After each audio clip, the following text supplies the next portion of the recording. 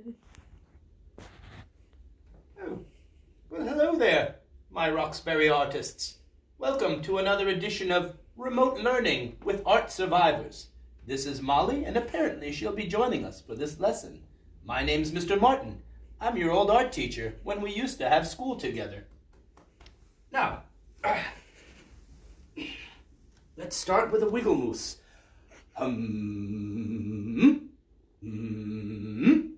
Asasum, balaloom. Oh, Molly, charming.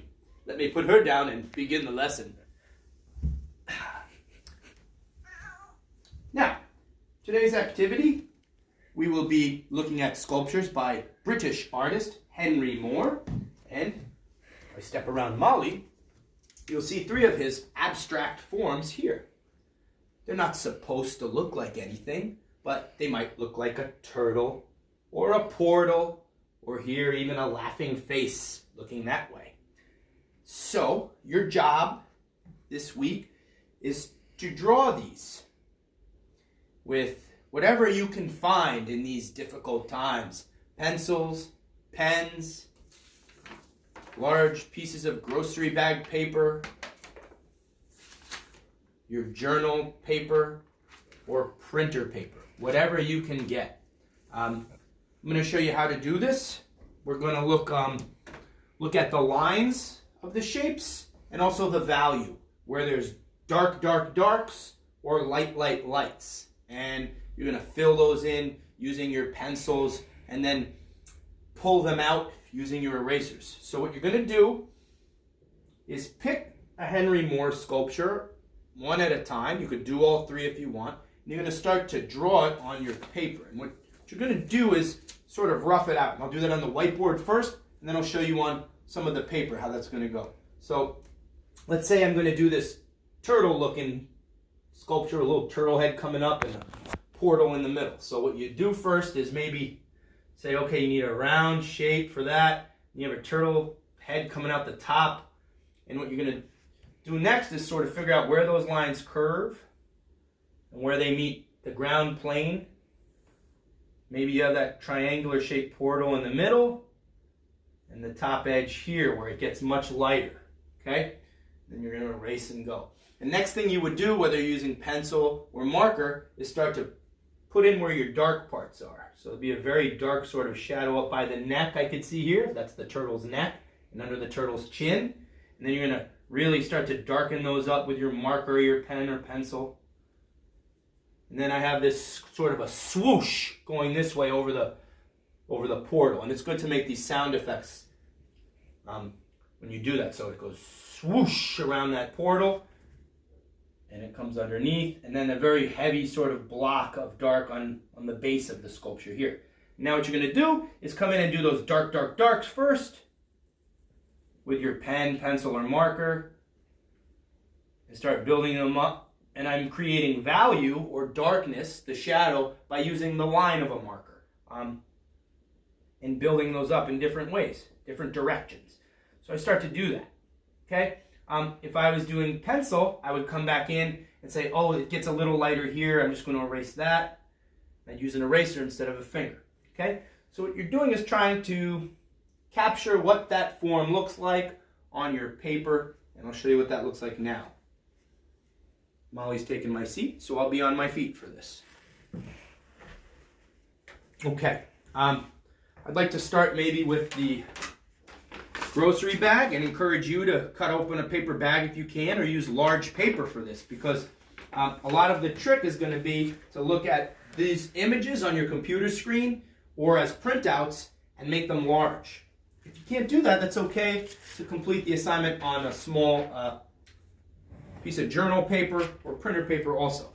But I'll show you this now on this grocery bag paper, and I think I'll choose, let's look at the Henry Moore piece here. That looks like sort of a laughing face, don't you agree? Ha ha ha ha! With the mouth here and this space being an eye and maybe an ear here.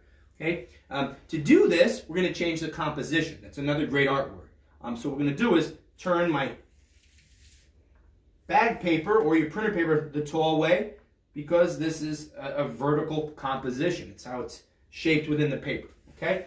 So if my camera lady will join me a little closer, perhaps over my shoulder, maybe swing around here to my left shoulder so you could see past my hand. Now I'm going to do the same thing I showed you on the whiteboard, roughing out the shape and translating the values, but I'm going to do it on this paper.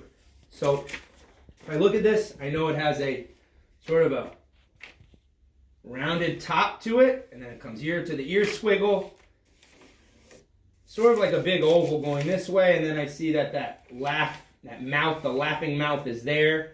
And we're thinking in linguistic metaphors, using language to compare the sculpture to something. A laughing mouth. Here's the eye. Is this really an eye in the sculpture? No, it's not representational. It's not an object. It doesn't look like anything. It's abstract. Now I know I have a very dark shape here that comes up the edge. And it looks like I have a very dark shadow above the eye coming this way. So I'm going to do that next. That comes this way. And again, you could do this on any kind of paper you want. And you're looking at where the darks are, where the lights are. That's value. I see there's a strong dark value in front of what would be the chin of this sculpture. I know it's not a face. So that comes this way, and I know that the dark's going to come this way. So now, broke my pencil. Good thing I have a backup. That's showbiz, folks. I'm going to come in with the edge of my pencil and add these dark, dark shadows on the front, under the schnoz. Don't touch your schnoz, kids. That's an inside joke for all my art students. And under the brow ridge, if that was the eyebrow above the eye. So let's see what that looks like now. So adding those dark values with the edge of my pencil. You see they come up, and my eyes are going from the picture to the paper, from the picture to the paper, from the picture to the paper, because that's how we're translating this.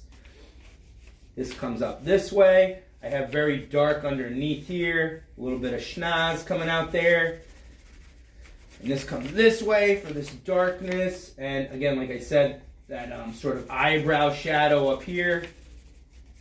And you want to keep doing this, and then looking at sort of the subtle, the little gentle areas where the dark, dark, dark turns into a little bit of gray, lighter. So then you get lighter with the pressure of your pencil. And I see there's sort of a region of very light shadow here by what would be the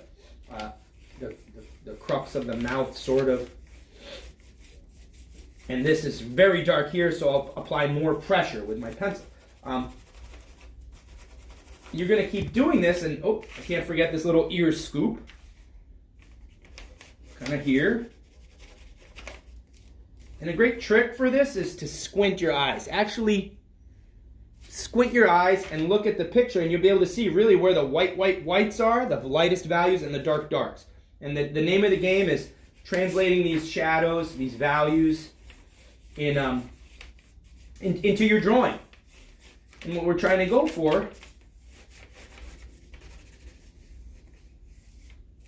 is an image that captures Henry Moore's a sculpture with value. And that's what I want you to understand. We're using value, shadow, darkness, and lights. If you say, oh, you know, I came in too dark here. Oh, no, what am I going to do? You get in there with your eraser, and you pull that value back. That's what that's called. You erase it. You add it a little brighter. If you really want to push it, say you have some white chalk or colored pencil, and maybe out of frame now. You could even come in and say, oh, I'm going to add my whites with a white, especially on a toned paper like this. If you're using your printer paper or smaller, that is going to be your ground. That's going to be the value that comes through. But if you want to do that here, it starts to look like this. I see there's very bright white up here above the head. Even though it's not a head, just thinking in abstract terminology.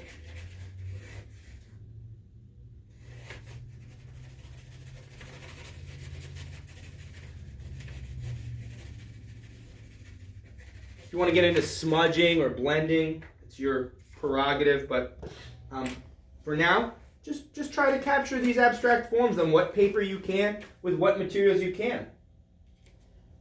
Again, if you have to do them small on your journal paper or printer paper, that's fine with me. Henry Moore. Let's get at least one of these. If you could do all three, depending on the scale, big or small, please submit this in Google Classroom when you can. Send me any questions to my email, which you all should have. Visit the YouTube page. We should have the video link up. We get a shot of Molly before we go. There's my girl.